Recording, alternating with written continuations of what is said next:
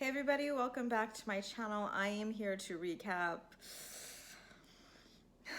Adults Adopting Adults. This would be episode 2. This is also weird. No, this is also weird, but that is also the title of this episode. This is also weird, and it is. So before I jump into the recap, if you watched my last review of the show, maybe you could tell I was kind of uncomfortable with reviewing it, and the consensus in the comments, I think all but one commenter agreed that the show is really, it's way out there. I mean, maybe not the show, but the Christy, Ileana, Danny segment is just, it's, it's not, it's a lot. It's not just uncomfortable, but it's also concerning on certain legal levels. I just watched Reality Squad's sort of recap of the show, and she was mentioning things like, human trafficking and things like that. We could talk about this more later. So I'll update you on what's going on with them. I'll save them till last, because we were introduced to a new family in this episode that I feel like it's at least with their story, it's more understandable why they would want to be adopted as adults. And I know we're gonna get the Prince von Anhalt next episode, and so I don't want to totally, throw the whole show away, but I think we do need to talk about Christy and Danny's segment though, because not just to sit here and make light and make fun of it, because I can't make light or make fun of it, but I think there's bigger discussions to be had, and maybe you can all share your thoughts and let me know what you think. So let's get into the review. All right, let's talk about Kim. You remember Kim from the last episode. She lives in Vegas with her husband, and she was originally adopted from Korea from her adoptive mother, Valerie, who we're just going to refer to as her mom. It'll eliminate all the confusion because she's about to be adopted again. So we're just going to refer to her first adoptive mother, Valerie, as her mom. As you know, they've been estranged for some time now. They've had a very strained relationship, but they've reconnected and they're rebuilding and they're getting to a better place. And Kim says that her mom seems different. She seems like she's really changed. She's turned over a new leaf. So maybe when she hears the news that she's about to be adopted by Vickie and Joe, her mom will be fine and cool with it, and it won't be a problem. We'll see about that. So it's the day of Kim's daughter's birthday. Her daughter's name is Kyla, and everybody's invited. Valerie's gonna meet Joe and Vickie for the first time. Valerie says that she's not nervous. She looks forward to meeting them. Joe, Kim's husband, because you have Joe, Kim's husband, and then Joe, like her soon-to-be adopted dad. Her husband pulls her aside and just says, "This is really weird." Hence the title of the episode. This is also weird. And she kind of just like poo-poos it away, like, why do you say that? No, it's not. It's not weird at all. But he says it's just going to feel awkward and uncomfortable. And I think the awkward and uncomfortableness really stems from the fact that everybody, even us, the viewers, are aware of the fact that she's about to be adopted by Joe and Vickie, but Valerie's totally unaware. She's walking around totally oblivious to the fact that her family's about to be stolen away from her, like right up from under her nose. And she's just like opening up her arms to Vickie and Joe and has no idea. I think that's what makes me uncomfortable, is they just, it's like this setup. She looks, anyway, so Joe and Vickie, they get to the party. Valerie meets them. Valerie, I think, is just trying to be cool and welcoming and trying to make it not feel weird. And she hugs them and thanks them for being there for her daughter and filling in as grandparents and stepping in as grandparents when she couldn't be there. And all those things, those kind of sentiments, Vickie does not like. It's rubbing her the wrong way, but she has to bite her tongue because we all know that Valerie doesn't know, so she can't really say anything. But later on, when she sits down with Kim, because Kim wants to check in with Vickie and Joe, and hey, what'd you think of my mom? Are you having fun? And they both say it's a little awkward, but she seems nice enough. Although Vickie mentions she doesn't appreciate Valerie saying that she stepped in and filled in, because she's not some fill-in grandma. She is the grandma. And Kim just says, oh, I don't think she means it that way. And to be honest with you, we've just been getting along so well. Things have just been so great lately. It's like, a new page we're on. And Vickie, I think, feels threatened by this reconciliation Kim has with her mom. So she's saying things to Kim like, well, it's just a little too late. It's not right the way she treated you. And it's like, I wish she wouldn't involve herself in that way.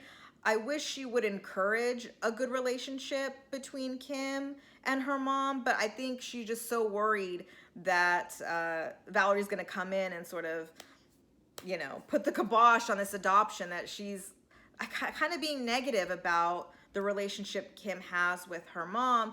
But Kim reassures Joe and Vickie that nothing's changed. She still plans on going through with the adoption, and she will talk about it with her mom.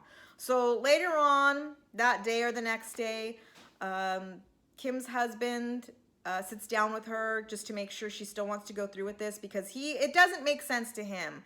He understands his wife's need to have a loving mother figure in her life and a grandparents for their kids, but why it has to be made legal through the courts, it doesn't make sense to him. And Kim just says because it makes it more special. And he kind of says, okay, I guess.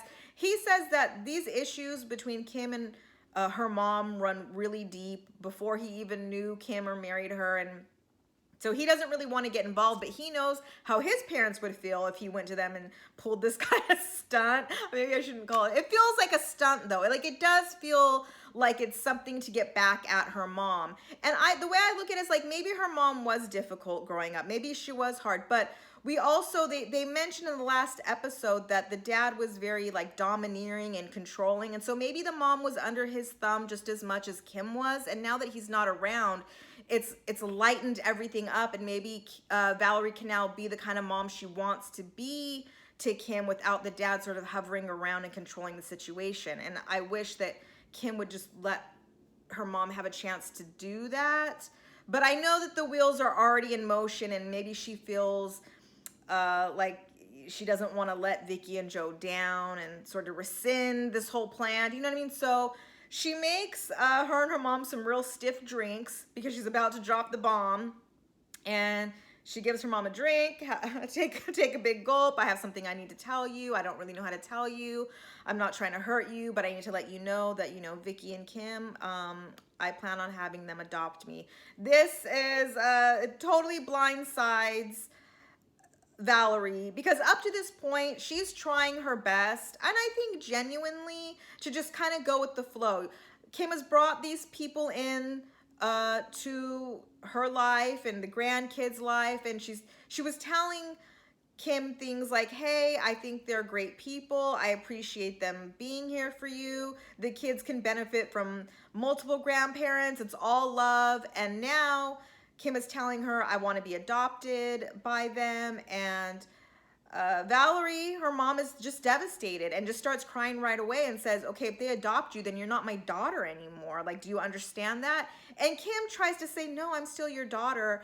And Valerie says, no, you're not my daughter. And I think the dynamic here, like the psychology of like adoptive parents and adoptive kids, maybe if, and this is just my theory, maybe if Kim were Valerie's biological daughter, that argument would work, and you could say, you know what, I carried you, I birthed you, I raised you, no piece of paper is gonna like take you away as my daughter and make you like whatever, do whatever little paperwork you have to do, like I am your mother. But because Valerie is an adoptive mother, when you transfer that adoption to somebody else, then yeah, it's like you're not my daughter anymore. Like because you're my, I mean, I don't think it should be that way. I think she raised her, and she will in my mind, you always will be her mother, Valerie, but I think Valerie's a little bit more sensitive, and she tells Kim, I remember when you were like 12 years old and you screamed at me that I wasn't your mom or your real mom. So it's like, I think it's also bringing up old,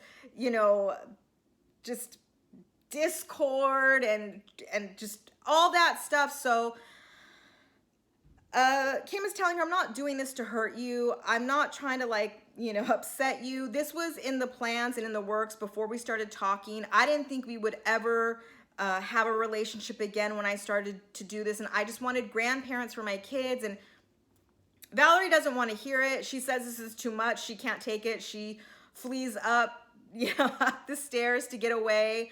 And Kim follows her and tells her, like, why are you upset? Like, don't be upset. And she tells her, like, I'm not upset. Like, I'm crushed. Like, I'm devastated. Like, you're my daughter and you don't want to be anymore, and I don't understand, like I don't even understand what any of this is or what any of it means. And that was sort of where the episode ended for them. So I guess we'll see. I don't know how I feel about Kim.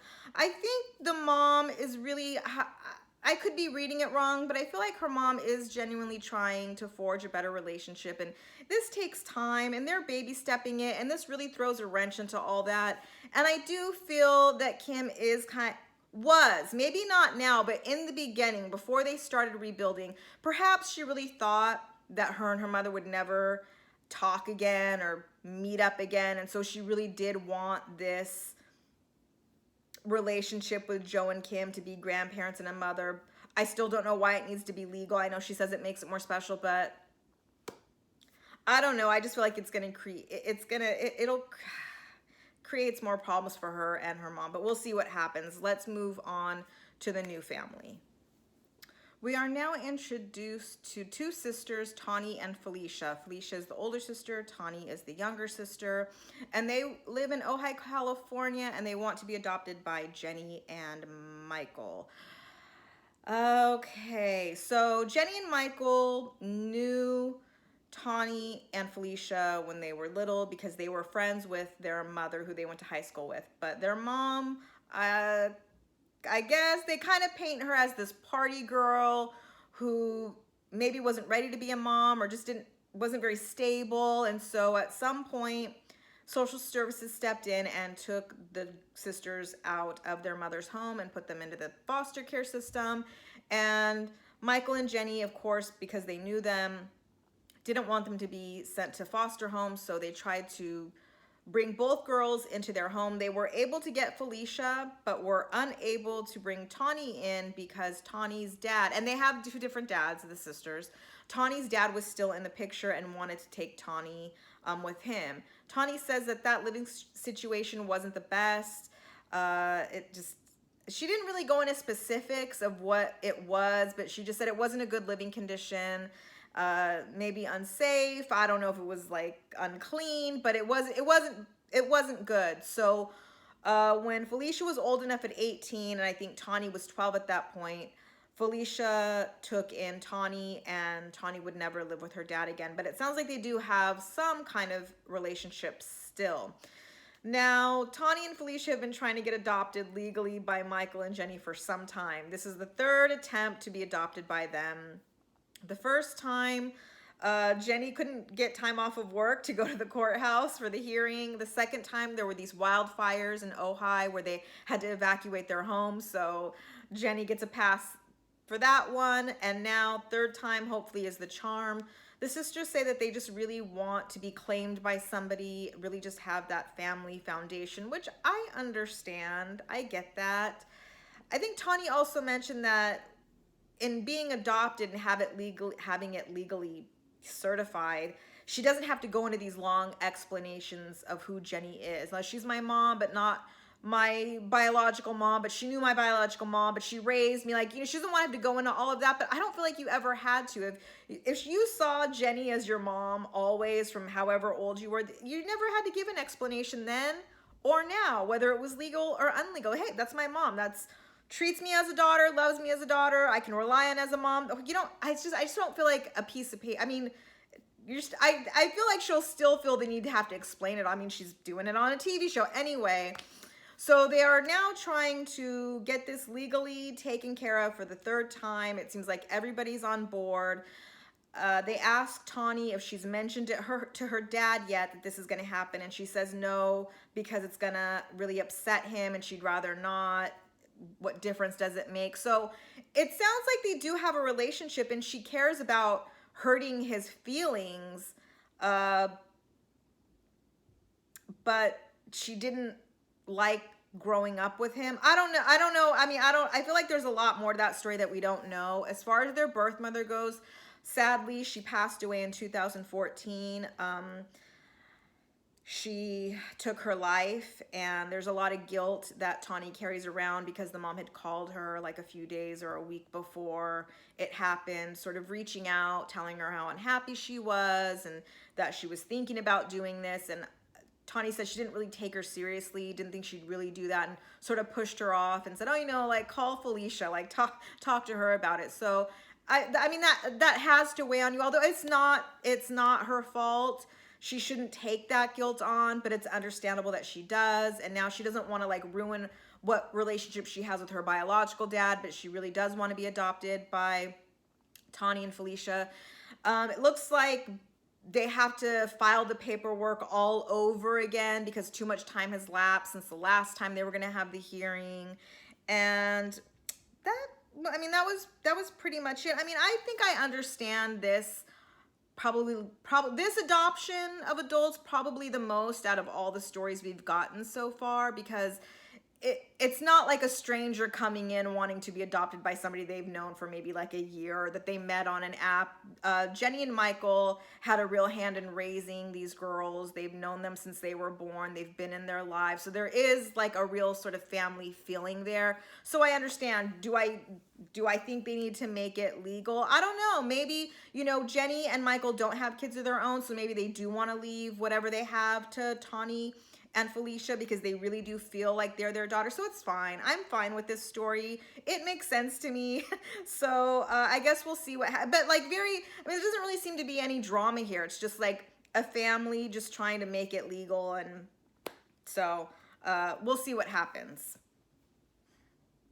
Let's move on. I'm really dreading this one. All right, Danny, Christy, and Ileana. Still not totally comfortable with this storyline, but I'm just gonna try to like give you the facts and be straightforward about it, and then you guys can let me know what you think. Okay, so where do I want to start with this? I don't want to say the good thing or silver lining because I just don't want to give this storyline that kind of credit, but I guess I'm glad that there are people around, like producers and cameramen. Maybe there's safety in numbers, and if something did happen that was terrible, it's being filmed, so there's evidence, I guess. I don't know. The thing is this sort of thing, these kind of situations happen all the time, every day. When you think about like sort of the Jeffrey Epsteins, I know that's sort of like a high profile case, but these situations don't end well. Women are often left like psychologically and emotionally damaged, and they may never get over it their whole life. I mean, they can survive it, but it's just like, it's always, I think, something that you carry with you that you wish didn't happen. It's okay. Anyway, but I think for Ileana, for her, I think she's kind of aware of how much of a creep Danny is, but I think she feels that because he has a wife and Christy is there, that's sort of a protection for her, that he won't cross the line with his wife around. But I think Danny is really capable of anything, and I don't think Christy is any real protection for Ileana. So anyway, the episode opened where it left off with Danny cooking breakfast for Ileana and Christy, and him trying to put their whole marriage on blast, and Christy walking off hurt and embarrassed. And Danny's just trying to tell Ileana that, hey, we're going to be a big family, so I just think you need to be aware of all the dynamics and everything that's going on. But no, she doesn't need to know about the inner workings of your marriage. And Ileana says that her and Danny do have a father-daughter relationship, and they've spent hours talking about everything and anything, but that she doesn't have that kind of relationship with Christy. In fact, she doesn't really have any relationship with Christy. These women are really strangers to each other. So she doesn't want to get involved in their marriage. She doesn't want to overstep that line. She's going to leave it to them to figure out and mind her own business, which I think is smart on her part. Danny goes in to check on Christy, and he shuts the door, so we can't see them, but they're still mic'd up. And Danny's telling Christy, you know, what's on your mind? And she says, I don't want to throw you under the bus. I don't want to make you look like the bad guy. I don't want to air out all of our dirty laundry. And he says, well, say what you got to say. Say whatever you want. She says, I don't want to say anything. And he says, then don't say anything. Say something, don't say something, do whatever you want to do, basically. You want breakfast? Breakfast is ready. And she says, yeah, okay. And he says, well, it's ready right now. Come right now. And it's like, damn, okay. He's also very pushy. So later on, Danny and Christy take Ileana out to sort of show her the property. They have this large property in Ohio, and apparently it's been in the family for 3 generations, and Danny's actually telling Ileana, like, and someday all this will be yours. And I'm like, really? I mean, in all this, it's like I think Ileana might have been envisioning some sort of luxurious ranch and farm. And there's like a junkyard, okay? It's just like debris everywhere. There's like old, rusted, like lawn furniture. He has these huge shipping containers that I mean, just when I thought it couldn't get any more creepy, it does. And Ileana's just like, what do you keep in there? And he says, oh, he used to be like a survivalist instructor, and that's where he kept all of his equipment and tools. He doesn't do that anymore, so now it's filled with junk and God knows what else. I'm not trying to be morbid, but the places my mind goes to, like, okay, I'm just, y'all can imagine. Then Ileana sees this sign that says, you know, trespassers keep out, security cameras everywhere. And she's asking Danny, is that true? Do you really have cameras, or is that just something you say to keep people away? And he says, oh no, there are cameras everywhere. We're being filmed right now. I have guns. I keep people away. And that's what I'm just like, here, another level of just like, it just got worse. Now we're like on this, some secluded, you know, far away piece of land that nobody can get to. It's just like, it seems dangerous to me. And Ileana is realizing that maybe she was sold a bill of goods. I don't know exactly what Danny told her that he had in terms of money and land, but she sees now that, okay, maybe they're not as wealthy as she envisioned them to be, but she says she's still going to do whatever she has to do to stay here because she just doesn't want to go back to Austria and being on the street. And I'm a shout out to my one Austrian viewer and commenter who left a comment saying that there are programs and shelters and assisted places that Ileana could go to when, you know, in terms of getting help, girls who are in that situation. And it's, you know, Austria isn't like a third world country. I don't know why Ileana feels like this is so much better than home. But anyway, so later on, they take her, Danny and Christy take Ileana to this like Babies R Us type store because they have nothing. All they have for the baby is a crib. Ileana came over with like a suitcase and a dream, a fantasy. And so they need strollers, they need diapers, they need bottles, humidifiers, like everything. But instead what they do is load their cart up with about 100 onesies. They're just like picking them out. And this is where Danny starts grilling Ileana on the baby daddy. Have you talked to him? Have you seen him? Does he plan to be involved? And Ileana tells us that she met the baby daddy like on a dating app. They dated for a while. She got pregnant and then he just blocked her on everything. But she tells Danny, as the story is a little different, she says they did meet on an app and that they were writing and texting each other for months. And then when they met, she got pregnant and then he blocked her. And I'm just like, okay, so basically this is like a Tinder hookup gone wrong. You know, it just, he wasn't betting on you getting pregnant and he disappeared, and that's not cool, but it happens. She decided to keep the baby and the father's basically out of the picture, and this Danny's just like all twinkle in his eye and he's smiling and he's saying, oh, he's not worried about Ileana having the baby daddy come back or getting into a relationship again because she's dealt and processed with the failure of that and she's moved on and moved past it, so it's like all in the past. And meanwhile, Christy is just not saying a word. She's just there because she's being completely ignored by Danny. She just doesn't exist when Ileana's around. He has no regard for her feelings at all. And Christy reiterates that her and Ileana don't have a relationship. They don't know each other. She doesn't really appreciate this woman in her house, but she has empathy for her and sympathy and feels bad because she's a young girl on her own on the street. So she doesn't, you know, it's just like kind of, you know, woman to woman, a human heart that just feels bad for somebody. So she does want to be helpful, but she'd prefer that, you know, it not be in her house, like at the sake of her marriage. So later on, Christy and Danny take Ileana to a doctor's appointment. And I don't know if Danny and Christy have medical insurance, but what I do know is that Ileana ain't on that insurance if they do have it. So they have to pay out of pocket for everything. And so they go to the doctor's appointment. Cameras aren't allowed in. And Ileana actually says that she only wants Christy to go in with her. So when they get out, Danny wants, you know, the blow by blow, everything that happened. And she's telling him that she's 31 weeks pregnant, 37 weeks is like full term. So this baby is like ready to come, and that she's also a high risk she's at a high risk pregnancy, so she has to come in every week for an appointment. And Danny's just like, okay, yeah, okay, no problem, no problem. We got this taken care of. I planned for this. And Christy's in the back seat like, you planned for it, because Danny is like a long haul truck driver. He flies to other states to do the trucking. And so Christy is wondering who exactly is going to be taking Ileana to all of these appointments, because you're not going to be around. And then Danny's asking, okay, how much did this visit cost? And Christy's just running down the list, 500 for this, 200 for that, 150 for this, 100 for that. And so this doctor's appointment had to have been at least $1,000, if not more. And the thing about Ileana, like I mentioned in my last review, she's not a total innocent, because I think, like I said, she's aware that Danny's a creeper, but feels a little safe because Christy's there. But she also kind of, there's like this sort of, I don't think entitlement is the word, but she just doesn't even bat an eye. They're shelling out money, and I've yet to hear like a thank you. I don't see like any appreciation or I'll pay you guys back, or this means a lot. She just kind of like, she just expects it. Like, I don't know what the conversations between her and Danny were, but she is fully expecting to be taken care of financially, and it's just like without question.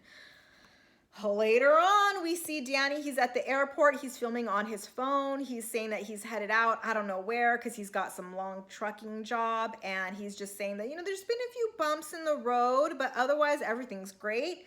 Everything's wonderful, couldn't be better. Not only is he getting a daughter, but pretty soon he's getting a granddaughter, and it's all life is lovely. Cut to Christy, his wife, sitting in the car, basically having a nervous breakdown, an emotional breakdown. She looks tired. She looks spent. She looks worn out, and she's literally crying, talking on her iPhone, sharing that she's just overwhelmed. Danny has left her holding the bag, having to take care of the stranger, basically, drive her to her appointments. The car is filled with all this like baby stuff, like boxes. I don't know if they have strollers or whatnot, that she has to like unload and set up. And now she says that Ileana's unhappy being in the camper. She wants to rearrange it. And now Ileana's stressed out, and she already has a high stress risk pregnancy. So she's not trying to stress Ileana out more than she already is. And she's just like, she didn't know what to do, because she loves her husband. She didn't get married to get divorced, but she also didn't get married to be fighting all the time. And that seems to be what's going on between them. But also, Christy, I don't think you got married with the intent to be cheated on or to have strange young women brought into your house either. And I feel like for Christy, she sees this through a different lens than we are. We're looking at this and we see like a dirty old man who has some sort of proclivity for young girls that maybe have daddy issues, so he can get on this app and lure them in under the guise of, I can be a dad, I can be a father to you, all on the up and up, when really he has very different intentions, and it's disgusting and inappropriate and maybe illegal. Whereas I think Christy is just seeing this as, my husband is trading me in for somebody younger, maybe because I've gotten old, I've lost my looks, I've gained some, whatever it is. She doesn't see sort of like the dirty, nefarious part of it. She just feels like she's being cheated on, which happens in marriages. And I'm not trying to say it's bad. I mean, cheating is wrong, but this is very different from like, for example, people have mentioned that this kind of reminds them of the Seeking Sister Wives, Garrick and Danielle and Roberta storyline, where you had this man bringing in this other, sort of exotic Brazilian woman, and Danielle was just so unhappy. But the difference between that, even if that wasn't right either, or however we feel about it, Garrick was upfront about what his intention was. He went online to find a second sister wife, and he upfront about, the intimacy he was looking forward to. And Roberta got on that same, website looking for a husband that was into polygamous marriages. So it was all sort of on the up and up. Everybody knew what they were getting into. Whereas in this situation, it's not as clear. Everybody can maybe imagine, maybe assume, but and so I do feel bad for the wife, because I can't imagine that she's just totally oblivious. I think maybe she's in denial about the truth of her husband. This isn't the first time he has fallen for somebody much younger that first was sort of a daughter to him, the one he sold the little puppy dog to. So she's not unaware of the things her husband is into, but I think maybe she's in denial and doesn't want to admit to it and is just kind of trying to turn a blind eye to it. And that's not good either. I feel like everybody plays a part in this. And even still, you know, even if the wife is in denial and is like turning a blind eye, even if Ileana is a little bit of a hustler and is a little bit entitled, still, I mean, to me, it just doesn't compare to what Danny is doing. And I don't know if that's right or wrong, but I just feel like he's the worst of it all, in my opinion. But you know, it's easy to just say, oh, wife, get out of there, leave. And I do want her to leave, but I don't necessarily want her to leave without Ileana. Like, I don't want her to leave Ileana sort of like in that lurch by herself. It's just this situation, it's not only uncomfortable, possibly illegal, and it's a mess. Like, and this is, I guess, my question now. I mean, because that was the episode. Where do we draw the line when it comes to like these shows and the train wrecks and the I mean, because this is supposed to be entertaining, but this storyline, it doesn't feel entertaining to me. It feels sort of like this voyeuristic thing I'm looking in on that I shouldn't be watching. And when you kind of get that feeling like something's not right, something's off, like that's your intuition, and you should listen to it. And something is telling this storyline isn't right. And who's ultimately responsible? Is it A&E? Is it the producers? Is it us as viewers who are watching it? And so, you know, if it's that popular, then of course they're gonna bring it back. I mean, what about like the whole like Duggar, the 18 kids, like that whole situation? Like, you know, like, do we hold any? I mean, ultimately we're just viewers, but we don't have to watch. We can turn it off. We don't have to support these kind of shows. And to me, I feel like this feels a lot of it actually, that it's crossing the line. And I'm just trying to, like I said, just give you the facts. I'm not trying to make light of it. Maybe I'll watch so you don't have to, but I don't even really, it's like, if I could, I don't know. I guess I'll just take it like one episode at a time. You guys let me know what you think. I'm not trying to get on a soapbox. I'm not trying to be holier than thou. I'm just saying that you got to draw your line somewhere, and you got to have boundaries, and some things just shouldn't just be okay. And for me, this is part of me wants to be like, oh, this is coming close, but no, this isn't right. I feel like ultimately, I just don't think it's right because, like I mentioned, situations like this happen in real life. In real life, we don't have cameras and people around protecting the Ileanas. And so you guys let me know what you think. Rate, comment, subscribe, and I will see you next time. And be safe, you guys. Take care of each other. Look out for each other. And bye.